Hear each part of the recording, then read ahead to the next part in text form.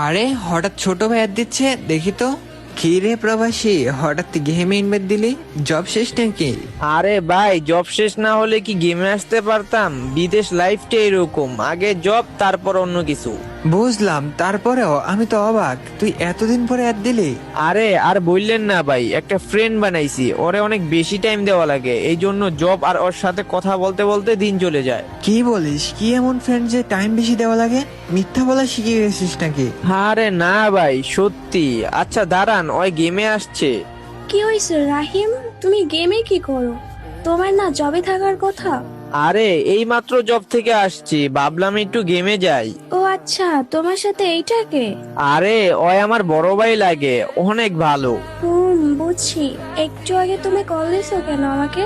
এমনি কথা বলতাম, বাট তুমি তো মেবি বিজি ছিলা। আরে তোমার তো পার্সেল আনতে গেছিলাম। আচ্ছা স্টার্ট দেন, এক ম্যাচ খেলি। আরে না, এখন কিসের খেলা? রাহিম, তুমি না জব থেকে আসছো, ফ্রেশ হইতে যাও। যাবো তো, বাট একটু বড় ভাইয়ের সাথে কথা বলি। আচ্ছা তাহলে তুমি কথা বলে অফলাইন যাও, আমি আসতেছি, ফ্রেন্ড ডাকতেছে। আচ্ছা, ফ্রি হয়ে কল দিও। কি রে, ওই তোর ফ্রেন্ড হলে গিফট দিলে কিসের? আরে ভাই, ফ্রেন্ডলি ঈদের গিফট দিছি। মনে তো হয় না ওই তোর ফ্রেন্ড, সত্যি করে বলতো। সত্যি বলতে ভাই, আমি ওরে অনেক লাইক করি আর এমনি মাঝে মধ্যে গিফট দেই।